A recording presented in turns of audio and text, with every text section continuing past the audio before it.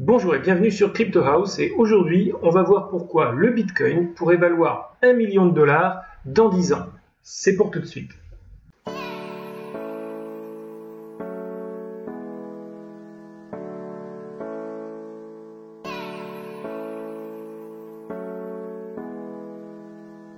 Alors bien sûr c'est un titre accrocheur et c'est complètement volontaire de ma part, mais est-ce que c'est une idée complètement absurde de dire que dans 10 ans le Bitcoin vaudra 1 million de dollars, voire peut-être même plus? En tout cas on va regarder les raisons qui font que peut-être qu'on atteindra ce chiffre.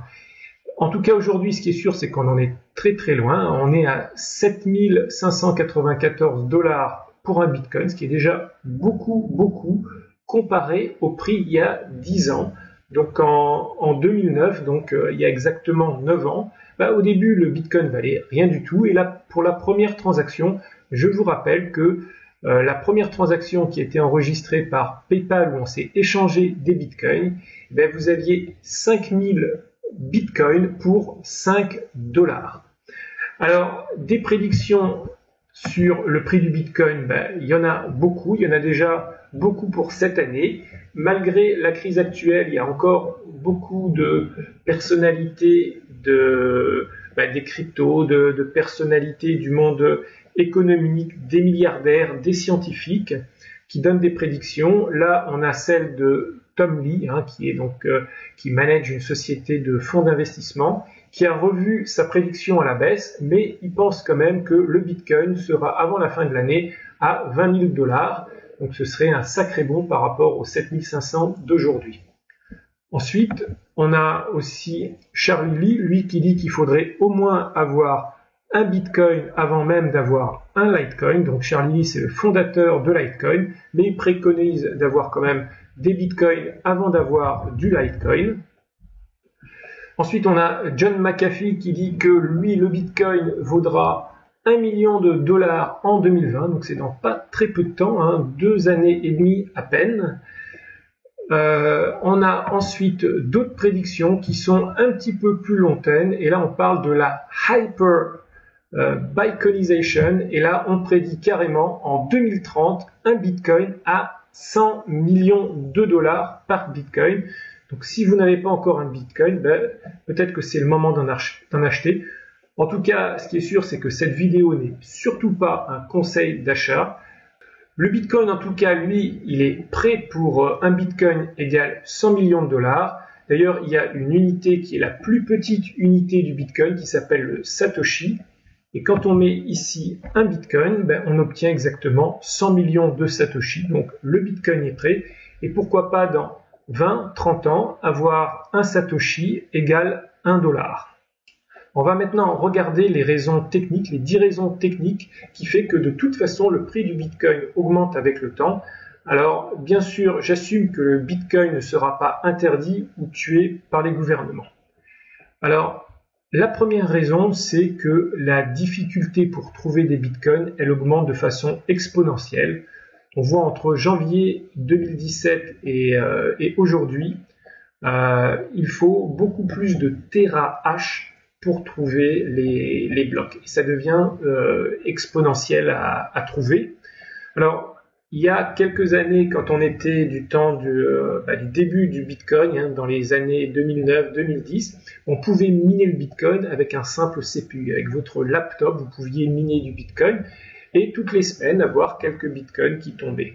Ensuite, on est passé sur une période où c'était des GPU qui minaient le Bitcoin, donc déjà des processeurs beaucoup plus spécialisés.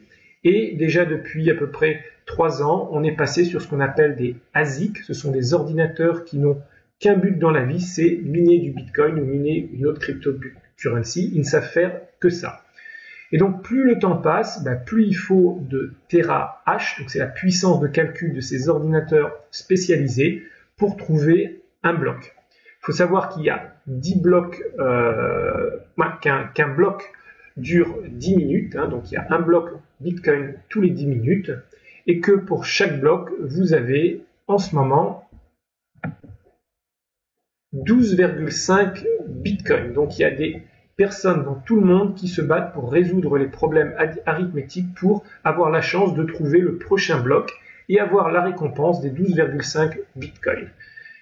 Et donc, plus vous avez de puissance de calcul, plus vous avez de terahash, plus vous avez de chances de trouver le prochain bloc. Mais ce qu'il faut savoir, c'est que dans les années à venir, ce sera plus 12,5 bitcoins par bloc, mais ça va diminuer.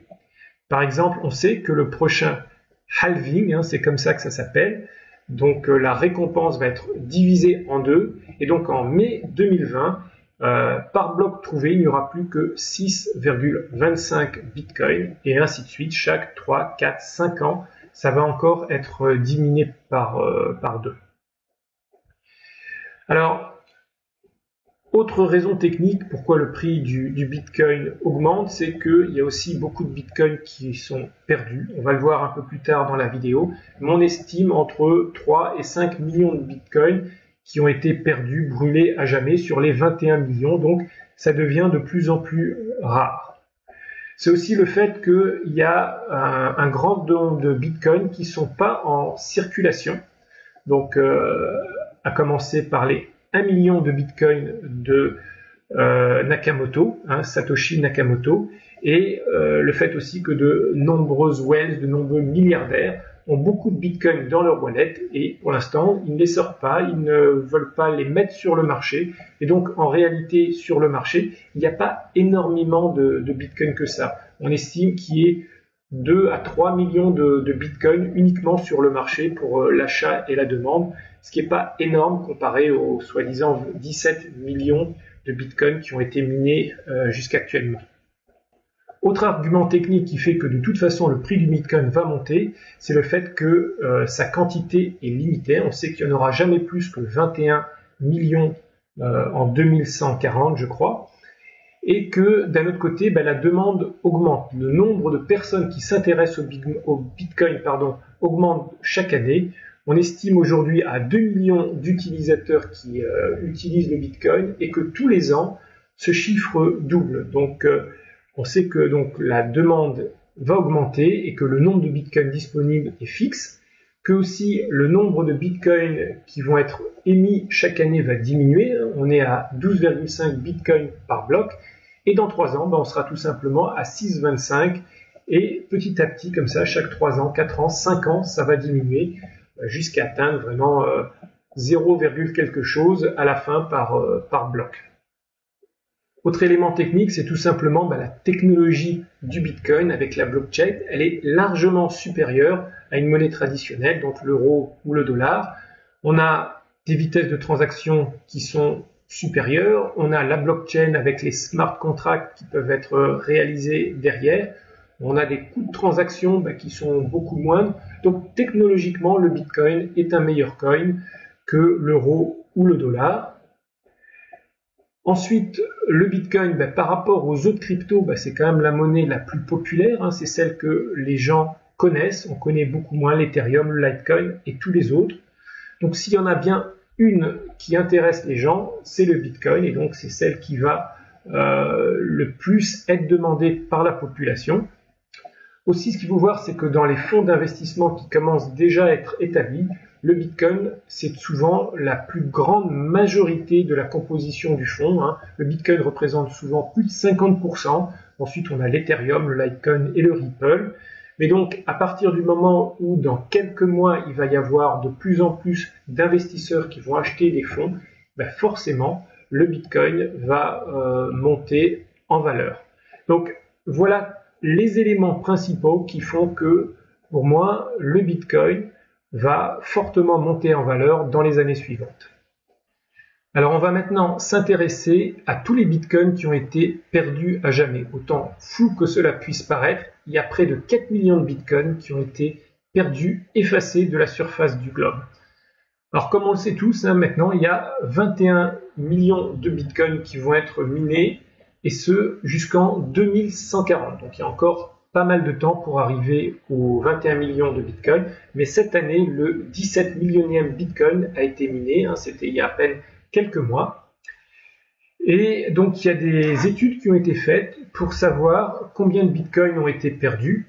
Alors, vous allez me dire, comment ça se fait qu'on puisse perdre un bitcoin alors que ça vaut aujourd'hui quasiment 8000 $? D'abord, le bitcoin au début, comme on l'a vu, ça valait rien.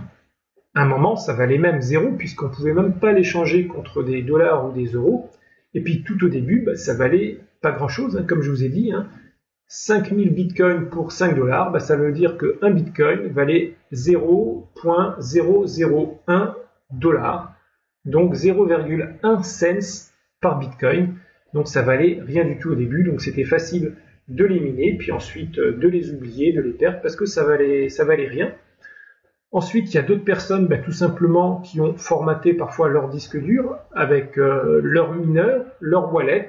Puis comme ça valait pas grand-chose, c'était pas important. Et donc il y a des gens comme ça qui ont perdu des centaines, voire des milliers de bitcoins. Ensuite, les ordinateurs, les disques durs, ça tombe en panne. Et puis quand ça tombe en panne, parfois, ce qu'on fait, c'est qu'on les jette, puis on oublie qu'on a un wallet bitcoin dessus. Donc des gens ont jeté parfois des ordinateurs. Il y a un célèbre Anglais qui a pendant des semaines a parcouru des décharges publiques pour retrouver son ordinateur, parce qu'il avait jeté son ordinateur sur lequel il avait un wallet dans lequel il avait 1000 bitcoins, et donc il espérait désespérément de retrouver son ordinateur, et il n'a jamais retrouvé bien sûr son ordinateur. Il y a aussi des gens qui tout simplement ils ont perdu leur wallet, ça arrive aussi. Il y en a d'autres qui ont perdu la clé privée ou leur mot de passe pour leur wallet, donc ils ont bien leur wallet dans leur ordinateur, mais ils n'ont plus la clé ou le mot de passe pour ouvrir le wallet, donc les bitcoins sont perdus malheureusement à jamais. Ensuite, il faut savoir qu'on peut brûler aussi des bitcoins sur la blockchain, donc ça c'est quelque chose qui est tout à fait possible. Il y a aussi des gens qui ont peut-être envoyé des bitcoins, qui ont certainement envoyé des bitcoins à des mauvaises adresses, donc la transaction s'est perdue à jamais avec les bitcoins qui étaient dans la transaction. Alors tous ces bitcoins qui ont été perdus, ça fait combien de bitcoins? Il y a plusieurs calculs qui arrivent à peu près au même chiffre, qui disent qu'il y a à peu près 3,8 millions de bitcoins qui ont été perdus à jamais, et ce en incluant les 1 million du wallet de Satoshi. Donc même si on enlève ce wallet qui pourrait réapparaître un jour, il y a en tout cas 2,7 millions de bitcoins qui sont perdus à jamais, et c'est vraiment beaucoup. Alors ensuite, est-ce que vous connaissez la théorie du bitcoin, de 1 bitcoin par millionnaire? Alors il y a une théorie sur internet qui circule qui dit qu'il n'y aura pas assez de bitcoins entiers pour chaque millionnaire sur la planète. Alors je me suis d'abord intéressé pour valider cette théorie de voir combien il y avait de millionnaires sur la planète. Alors il y a plusieurs études qui se recoupent un petit peu et qui donnent à peu près les mêmes chiffres. On atteint à peu près 16 millions de millionnaires sur la planète. Il y en a 14,86 qui ont entre 1 et 5 millions, 1,5 million qui ont entre 5 et 30 millions de dollars, et 0,16 qui ont plus de 30 millions de dollars. Ce sont les super riches. Alors, on sait maintenant qu'il y a à peu près 3,7 millions qui sont perdus à jamais. On sait qu'aujourd'hui, on est à 17 millions de bitcoins qui ont été minés. Donc, il y a à peu près 13,2 millions de bitcoins de disponibles pour environ 16 millions de millionnaires. Donc, effectivement, il n'y a pas assez de bitcoins par millionnaire. Et surtout que il y a beaucoup de millionnaires, voire milliardaires, qui n'ont pas simplement déjà un bitcoin, qui ont plusieurs dizaines, centaines ou milliers de bitcoins. Donc en réalité, le nombre de bitcoins disponibles est certainement beaucoup moins que ça. Et donc si un jour le bitcoin commence à passer dans le grand public et qu'il y a beaucoup de millionnaires qui veulent avoir leur bitcoin, il n'y en aura pas assez, ce qui fait que chacun essayera d'en avoir au moins un, ce qui fait que le prix risque de monter fortement. Alors poussons la théorie encore plus loin et supposons que demain le bitcoin devienne une monnaie utilisée au niveau mondial et que plusieurs millions d'individus sur la planète souhaitent avoir du bitcoin. Alors j'ai regardé quelle était la population mondiale. Elle est à peu près de 7,5 milliards de personnes sur la planète. Alors, bien sûr, j'ai pas pris le nombre total de personnes, mais supposons que juste 5% de cette population mondiale souhaite avoir du Bitcoin. Alors, on va répartir, pour simplifier les calculs, les Bitcoins de façon équitable sur ces 5% de la population. Alors, 5% de 7 milliards, ça fait 375 millions de personnes, à diviser donc par nos 13,2 millions de Bitcoin. Mais ça veut dire que chaque personne aurait simplement 0,0352 Bitcoin. Donc 0,0352 Bitcoin par personne. Ben, ça fait pas beaucoup. On est très très loin d'un Bitcoin par personne.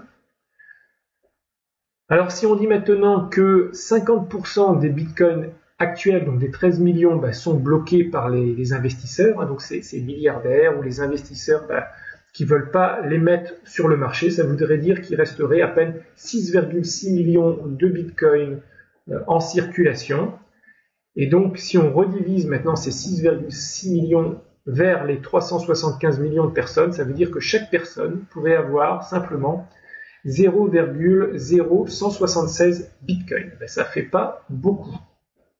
Alors bien sûr, personne ne sait quel sera le prix du Bitcoin demain ou après-demain, mais si le Bitcoin gagne cette adoption mondiale comme les spécialistes nous le promettent, ben, ça peut valoir le coup d'acheter un Bitcoin, voire 0,1 Bitcoin aujourd'hui, parce que peut-être que dans quelques années, le Bitcoin vaudra beaucoup plus que ce qu'il ne coûte aujourd'hui. Alors bien sûr, je ne suis pas un conseiller financier, ne prenez pas mon analyse qui est vraiment purement récréative comme argent comptant, faites votre propre recherche. Mais en tout cas, faites-moi savoir dans les commentaires ce que vous pensez des idées que j'ai évoquées. Est-ce que vous pensez que c'est complètement farfelu ou alors qu'il peut y avoir du vrai dans certaines idées? Faites-le moi savoir dans les commentaires et moi je vous dis à bientôt pour de nouvelles vidéos. Ciao ciao!